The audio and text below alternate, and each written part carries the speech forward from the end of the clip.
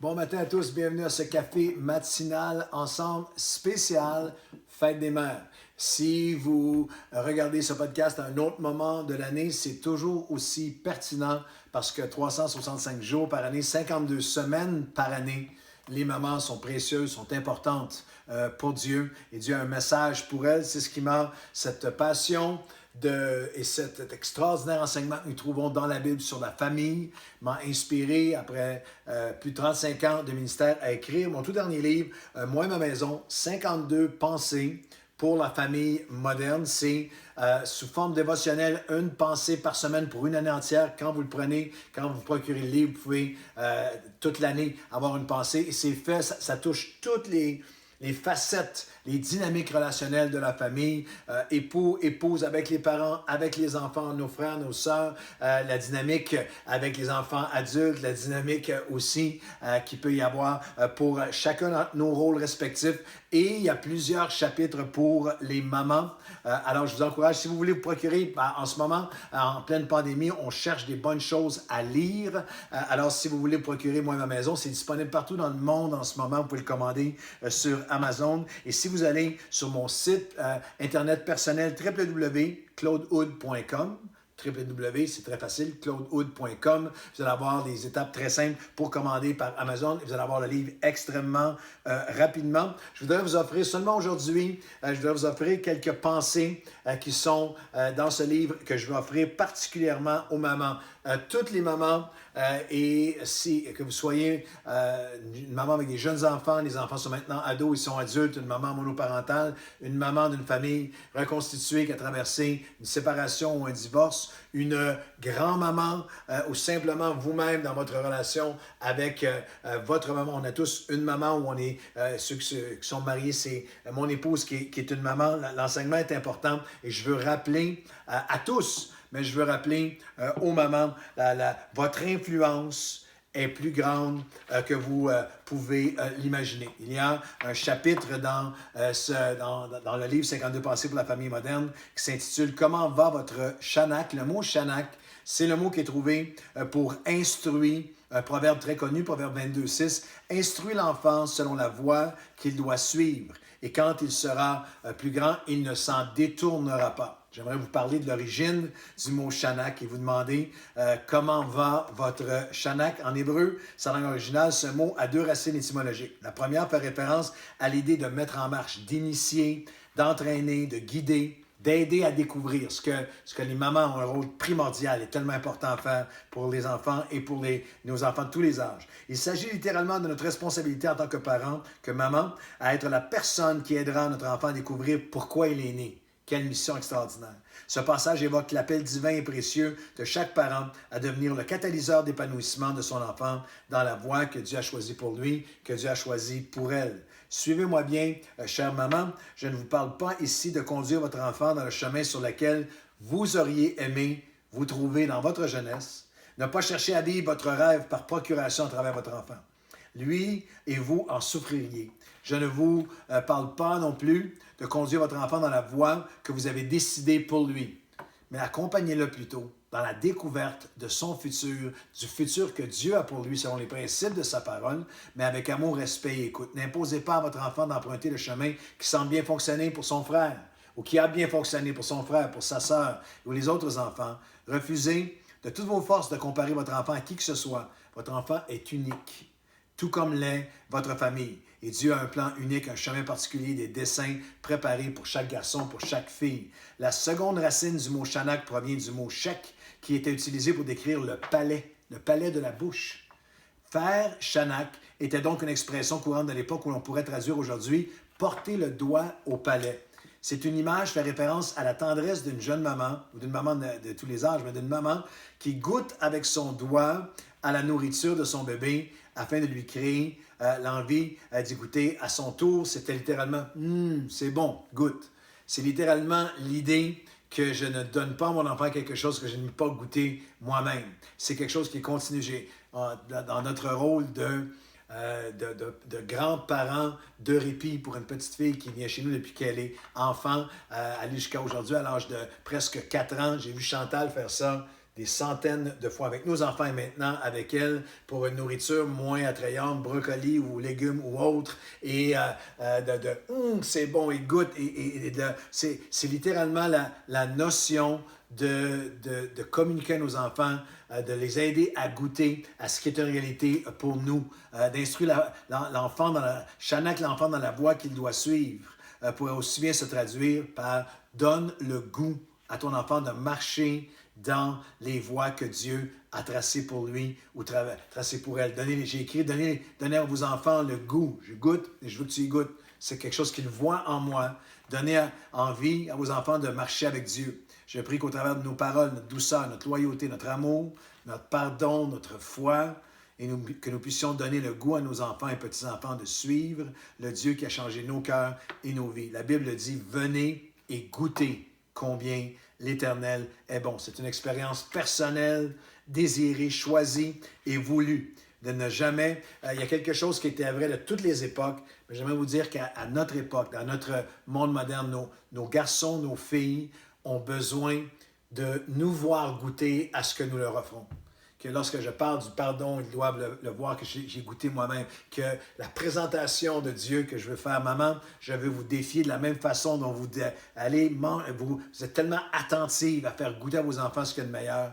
Vous avez ce don, cette capacité, cet appel, cette influence infiniment plus grande que vous ne pourrez jamais imaginer. Votre influence spirituelle est plus grande que quoi que ce soit que vous pouvez imaginer. Il y a une vieille expression que je crois vraie, la main qui fait bouger le berceau, la main qui berce est en fait la main qui domine le monde. Tous les grands hommes de Dieu, et pas seulement hommes de Dieu, hommes et femmes de Dieu, mais si vous lisez n'importe quelle biographie, et vous allez voir que la très grande majorité parle de l'influence d'une mère. Et le défi de la maman, c'est qu'au moment où à chaque jour, les jeunes enfants, les ados, le moment où les ados semblent s'éloigner et ne rien écouter de ce qu'on leur communique, au moment où la mère fait son travail inlassablement, où elle instruit, où elle cherche Shanak à communiquer, à diriger, c'est souvent à cette saison-là où elle voit le moins, où l'enfant communique le moins, à quel point sa mère l'influence. Mais je vais vous dire, après 37 ans maintenant de pastorat, 35 ans, 37 ans de pastorat, que les mères, vous avez une influence extraordinaire sur vos enfants. La deuxième et dernière pensée, c'est que non seulement votre influence spirituelle est plus grande que vous pensez, chère maman, chère grand-maman, mais votre intercession a un impact sans limite, plus grand que quoi que ce soit que vous pouvez imaginer. Et je vais vous offrir cette portion du livre, du dévotionnel qui s'intitule « Nos prières traversent les océans ». Faites en tout temps par l'Esprit toutes sortes de prières avec supplication, les mamans. Veillez à cela avec une entière persévérance. Connaissez-vous le magnifique témoignage de Elgin Staples et de sa maman? J'ai récemment découvert à travers le best-seller Finding Your Way de l'auteur américain Gary Laferla, et j'aimerais vous le raconter pour vous inspirer, chère maman, à prier avec une entière persévérance. En 1942, Elgin Staples est un jeune soldat américain de 19 ans qui servait comme officier dans la marine américaine dans un navire de guerre opérant dans les îles, au large des îles Salomon, au nord-est de l'Australie. Dans la nuit du 8 au 9 août 1942, le navire fut soudainement abattu. Son navire est coulé et par les forces armées japonaises, et le jeune officier Staples se retrouva projeté par-dessus bord, esselé au milieu des eaux, gravement blessé à une jambe. Cette nuit-là, c'est grâce à une ceinture de caoutchouc, une espèce de bouée de sauvetage de caoutchouc gonflable à laquelle il s'agrippa de toutes ses forces qu'il réussit à survivre. Il fut ensuite repêché par un navire qui lui aussi, il est repêché et son navire qui l'a repêché est torpillé à nouveau. Et Elgin se retrouva à nouveau dans les flots glacés. Au petit matin, après de longues heures à s'accrocher à sa bouée, il fut rescapé par l'équipe d'un destroyer américain. Une fois remis de ses blessures, Elgin Staples portait attention à cette fameuse ceinture gonflable sans laquelle il ne serait plus de ce monde. Il s'aperçut qu'elle avait été fabriquée dans son village à Akron, en Ohio, par la compagnie de pneumatiques Firestone, qu'il connaissait très bien pour avoir passé devant quotidiennement dans son enfance, dans son adolescence. Un article qui a été écrit à l'époque, qui a fait les journaux, où il parle qu'alors qu'il était en mer, il voyait, et il avait cette pensée, ça c'est ma ville natale, les Firestone, je connais ça. Il y avait un numéro qui était là, et c'est la ceinture qui lui sauve la vie. Une fois rapatrié chez lui, comme blessé de guerre, Elgin n'avait qu'une hâte, se rendre chez Firestone de son village pour remercier le personnel d'avoir produit la ceinture qui lui avait sauvé la vie. Arrivé à la maison, il raconta son périple dantesque à ses parents et à ses proches. Le naufrage, la peur, les cris, la blessure. Puis il sortit fièrement la ceinture gonflable. Il y a des photos en ligne de ces moments-là qui avaient été pris par les journaux locaux de l'époque. Puis il sortit fièrement la ceinture gonflable qu'il avait sauvée. Il était sous le choc et l'émotion de le revoir parmi eux. Toute sa famille était tellement émue. En voyant la ceinture, sa maman la saisit, regarda les inscriptions qui y figuraient et fondit en larmes afin de lui partager à son tour son histoire. Pour participer à l'effort de guerre et ramener un peu d'argent à la maison, la maman a cherché du travail et a été engagée à la compagnie Firestone en tant que responsable du contrôle de qualité des ceintures gonflables que nous produisons pour l'armée. Le numéro que tu vois, dit-elle à son fils, les numéros que tu vois sur cette ceinture correspondent à mon numéro d'inspectrice. Cette ceinture qui t'a sauvé, c'est moi qui l'ai vérifiée et approuvée avant qu'elle ne soit envoyée au front.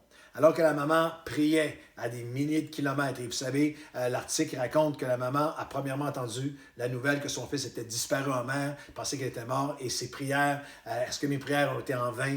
Mais les prières traversaient, et non seulement les prières, mais dans la souveraineté extraordinaire de Dieu. Et il y avait la main de Dieu pour préserver le fils et le ramener. Je veux encourager chaque maman en cette semaine ici au Canada de la fête des mères, mais c'est vrai, 365 jours par année, 52 semaines par année, votre influence est infiniment plus grande que vous pensez.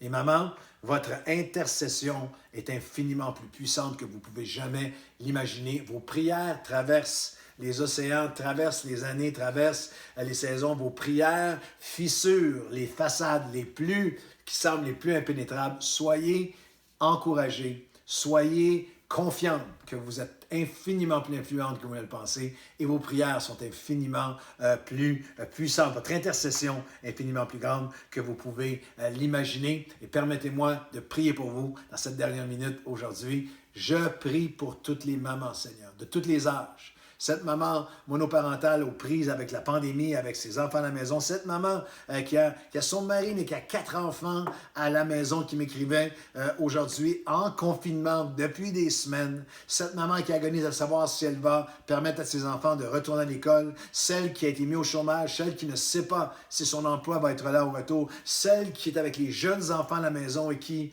a un sentiment de qu'est-ce que j'accomplis vraiment, qu'est-ce que je fais vraiment ici.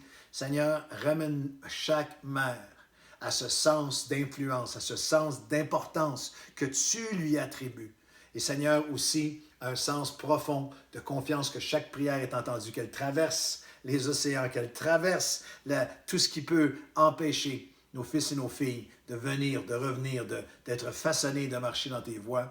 Et Seigneur, je prie aussi que tu à nous tous, les fils, les époux, les filles, les petits-enfants, une maman dans notre entourage, que nous soyons de ceux qui les honorent, que nous soyons de ceux qui les appuient, que nous soyons de ceux qui les aiment et qui leur expriment notre amour. Je prie que tous les fils et les filles qui voient ce podcast aujourd'hui prennent le temps d'une manière concrète, intentionnelle et intense de vérité, de dire, d'exprimer leur amour à leur maman, à une maman en ces jours précieux. Bénis chacune des mamans. Et Seigneur, que ça soit écrit sur leur cœur. Ton influence est infiniment plus grande que tu ne le penses et ton intercession est infiniment plus puissante que tu ne pourras jamais l'imaginer. Au nom de Jésus, Amen et Amen. Bonne fête des mamans à toutes.